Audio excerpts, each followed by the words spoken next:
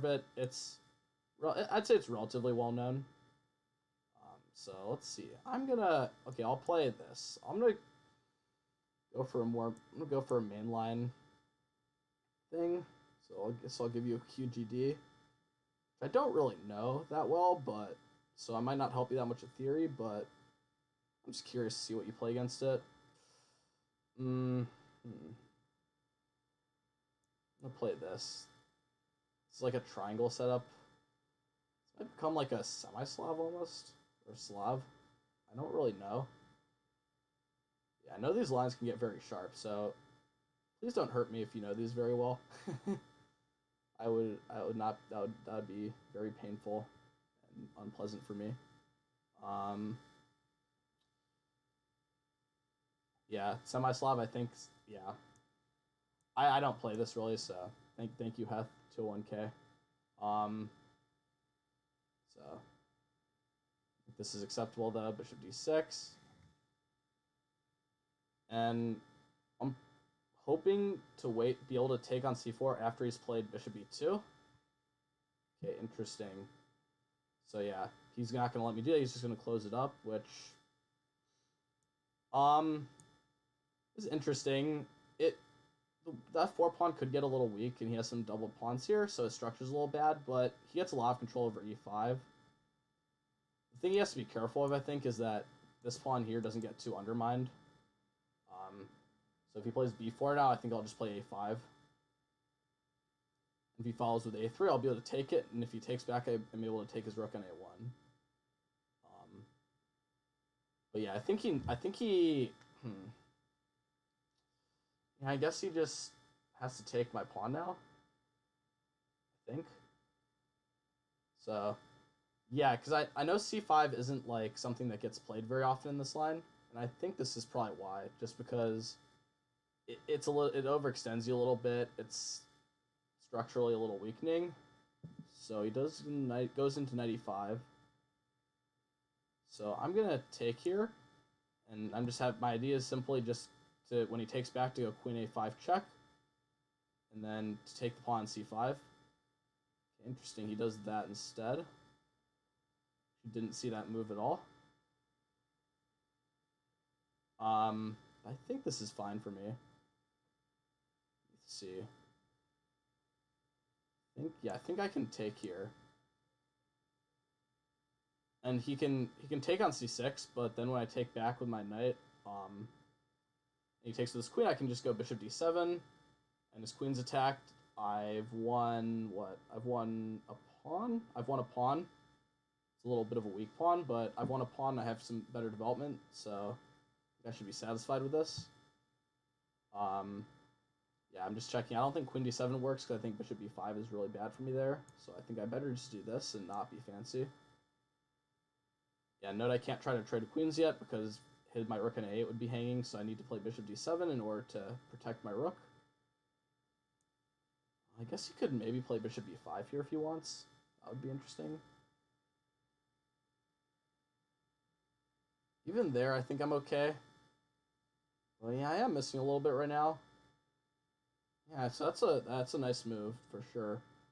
And yeah, I can't play queen a5 check because you can just take my queen and my knight would be pinned. So yeah, I'm gonna just go bishop d7 all the same.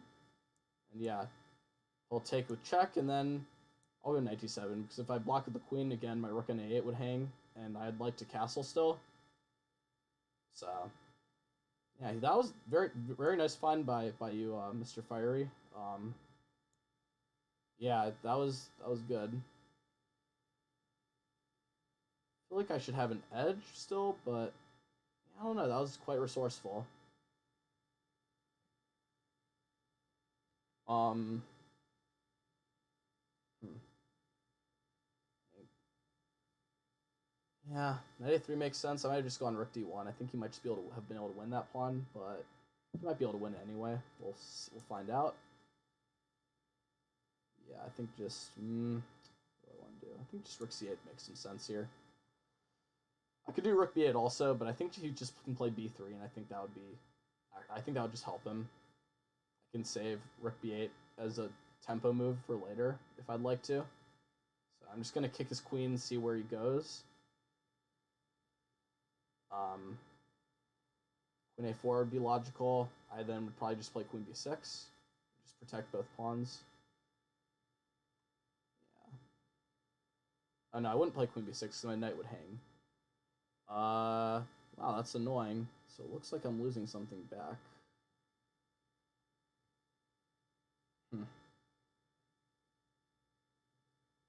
Yeah, and it's not what I want. Okay. Alright, I'll just play knight f6.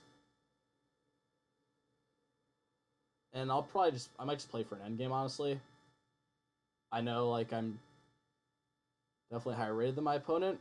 Like, that's not just not trying to knock my opponent, just, like, that's the fact. But, yeah, I mean, I think I'd be okay with an ending just because,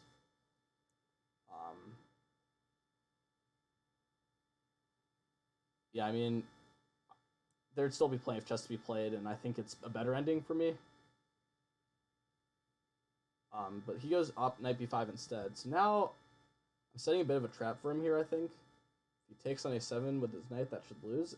And if he takes with his queen, that should lose. So I think if he just takes... I guess if he takes with his knight on d4 now, I can take the b2 pawn, which I did not have before. So yeah, I think maybe queen takes d4 would have been a little more accurate there, which is what when I was talking about queen b6. Just get some water. I think I should just grab b2. I feel like if he takes a7, that his knight will be lost. I think I'll be able to deflect his queen away.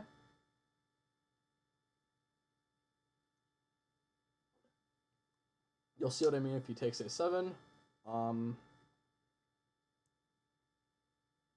I'll just go here. I think I have to, actually. Huh, I only had one square. Huh.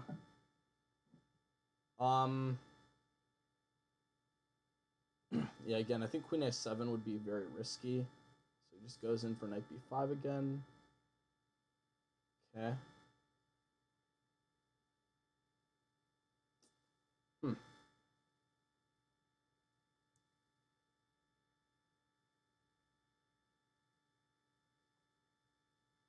Yeah, I'm gonna play queen here. Yeah, he can. If he takes a7 with his knight, I can take his queen, so that's not a problem for me. If he takes with his queen, I think I'll just go rook a8 and try to win the a2 pawn. And then I should be up a pawn in a pretty comfortable ending. I mean, not so easy to win, but hey, I mean, a good ending's a good ending. I can't complain too much. Okay. So yeah, that was a trap I'd been setting actually a few moves ago. So yeah, it's just always important to count like how many times the square is attacked and defended. So yeah, because I can take here now, and if he takes back, I get to take his rook with check, and when his queen goes back, I back